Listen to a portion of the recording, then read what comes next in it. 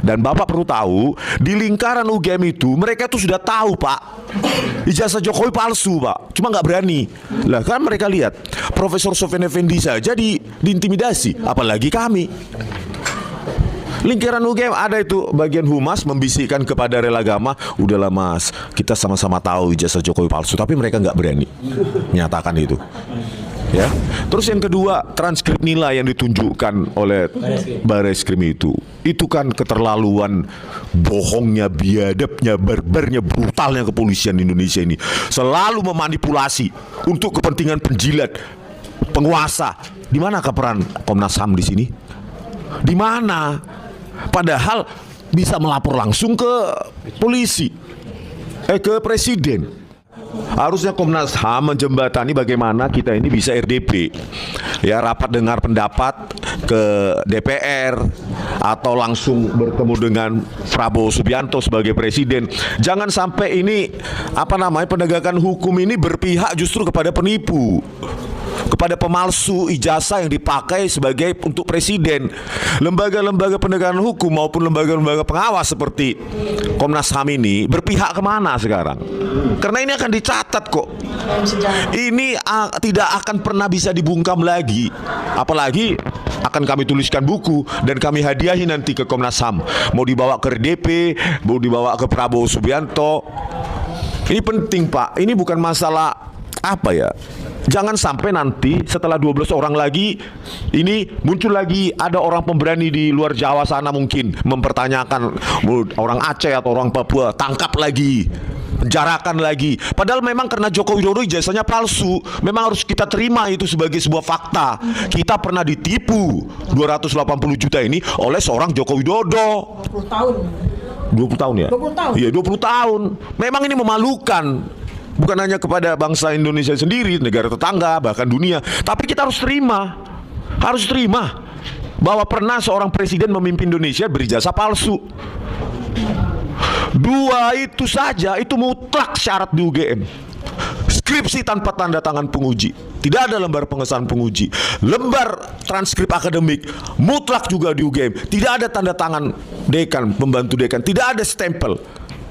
Mau apa lagi kepolisian nih? Mau memenjarakan kami? Komnas HAM di mana berdirinya berpihak pada kami? Harusnya kan meminta bukti. Polisi, benar nggak itu? Transkrip nilainya benar nggak? Ada nggak? Skripsinya bagaimana? Belum lagi tadi daftar juga sarjana muda, nilainya jelek. Udahlah, desak Komnas HAM melalui Presiden Subianto untuk melakukan, tadi saya bilang waktu di luar, rekonsiliasi nasional. Bagaimanapun Joko Widodo sudah kadung jadi presiden, ya, bahkan saya memilihnya juga tahun 2014, kena tipu juga saya. Oh, enggak ya? Oh, bersyukur Mas, bersyukur. Nah, rekonsiliasi, coba berbicara kepada Presiden Prabowo Subianto begini-gini. Saya yakin Kapolri itu tahu itu Jokowi itu ijazah palsu. Tetapi kepolisian memang sudah biasa memanipulasi Pak. Mau saya ceritakan di sini, di RDP kita ceritakan. Saya bongkar semua rekayasa kepolisian. Ya. Semua ini kan mereka ini dibayar pajak. Kasihanlah rakyat kalau cuma menjadi korban manipulasi polisi dan Komnas HAM yang seharusnya mengawasinya dan diam. Kalau nggak berani mundur, biar saya menggantikan. Saya akan teriak-teriak itu bahkan ke luar negeri, bahkan ke Prabowo Subianto. Tiap hari saya berkunjung. Bagaimana? Berani nggak Komnas HAM? Ya, Komnas HAM mau nggak, berani nggak menyuarakan ini supaya Jokowi jujur, lakukan rekonsiliasi nasional. Kami pun tidak ingin Jokowi lebih malu lagi, lebih babak belur lagi di mata dunia. Nggak mau, memenjarakan dia pun nggak mau. Ya sudahlah, asal ini pelajaran penting supaya Indonesia ini punya presiden besok yang berkualitas, bukan orang yang seperti ini. We walk the talk, not only talk the talk.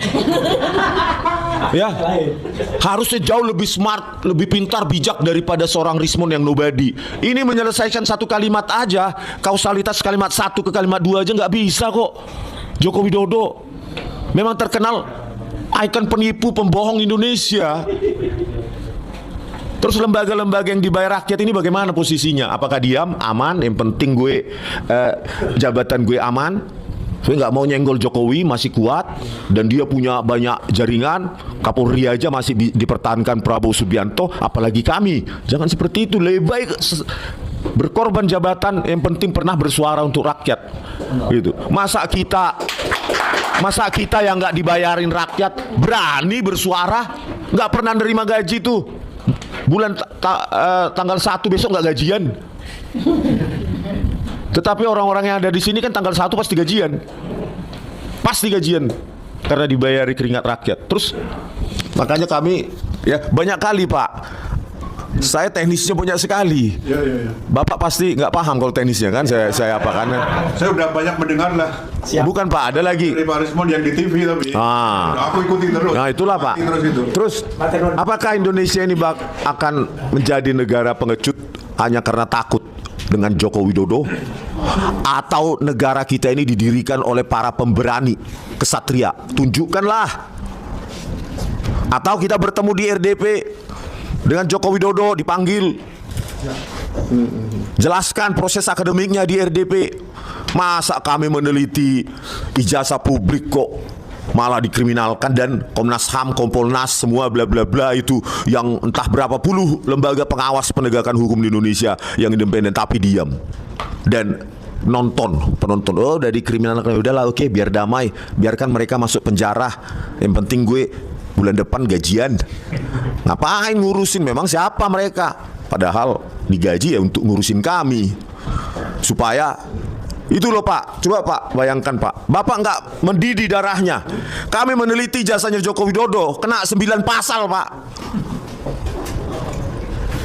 Kalau kumulatif itu bisa berapa puluh tahun kami. Kalau lembaga begini besarnya Komnas HAM diam, adalah kena ancaman 12 tahun, ada 8 tahun, ada 6 tahun, ada 4 tahun. Itu total berapa itu kalau kumulatif? 30 tahun. Hanya karena si Joko Widodo ini punya ijazah palsu kok kami yang mau dipenjarakan di Indonesia ini. Gitu. Kami akan laporkan ini ke lembaga HAM dunia kalau lembaga HAM Indonesia ini biar dicoret ini, negara ini memang tidak menghargai hak-hak asasi peneliti. Gitu. Sudah. Ya. Itu loh. Kok diam gitu loh. Bapak nggak tahu, coba baca itu pasal-pasal itu. Masa itu dipakai untuk kami dan lembaga-lembaga seperti ini diam? Super body kali polisi, gak ada yang bisa speak up untuk mengkritik mereka kecuali Rismon, Roy Suryo, dan Tifa. Kami gak digaji negara itu. 9 pasal Pak. Ini negara apa ini? Semua diterima adalah penghasutan. Ya Tuhan. Kalau Anda terhasut karena Anda ijazah palsu, gitu loh. Kalau enggak, pasti kami dipanggil baik-baik minum kopi. Ayo ketemu di Kuningan misalnya, di kafe ini loh Mon, ini Roy, ini Diva, oke ya. Udah jangan ribut. Kalau dia nggak terhasut, kalau ijazahnya asli, udahlah Pak. Bagaimana Bapak memiliki kanal-kanal di Komnas HAM, ya, bertemu dengan anggota DPR, bicarakan, bertemu dengan Presiden Prabowo, bicarakan, ini sudah telak, sudah tidak bisa dibantah. Apakah anak manusia ini mau dikorbankan lagi? Keterlaluan negara ini membiarkan kami seperti tanpa pengawalan, tanpa pembelaan sama sekali. Ini negara apa sih ini? Sudah jelas-jelas dan semua bermain diam. Media pun kalau nggak ada YouTuber, nggak ada kami, nggak berani ini mengupas ini. Media mainstream. Setelah sekarang publik sudah rame, ya, mengetahui bukti-bukti baru, ikutan. Jadi kalau kita nggak bisa lagi berharap pada lembaga-lembaga lembaga-lembaga independen ini, maka ayolah kita bubarkan. Nggak ada gunanya, ya kan? Kalau kami sampai di penjara menyuarakan ini, dan kami dari buku itu, generasi ke depan akan melihat betapa bobroknya penegakan hukum. Bukan hanya di rezim Joko Widodo, ternyata di rezim Prabowo Subianto juga nggak ada perubahan. Kalau sampai gitu. Prabowo Subianto, saya lihat profil keluarganya orang-orang educated, tentu menghargai buku, menghargai penelitian, ya, diapresiasi. Kalau Joko Widodo ya memang wajar nggak menghargai buku, ya. tontonannya katanya Doraemon atau apa Shinchan atau apa ya gitu.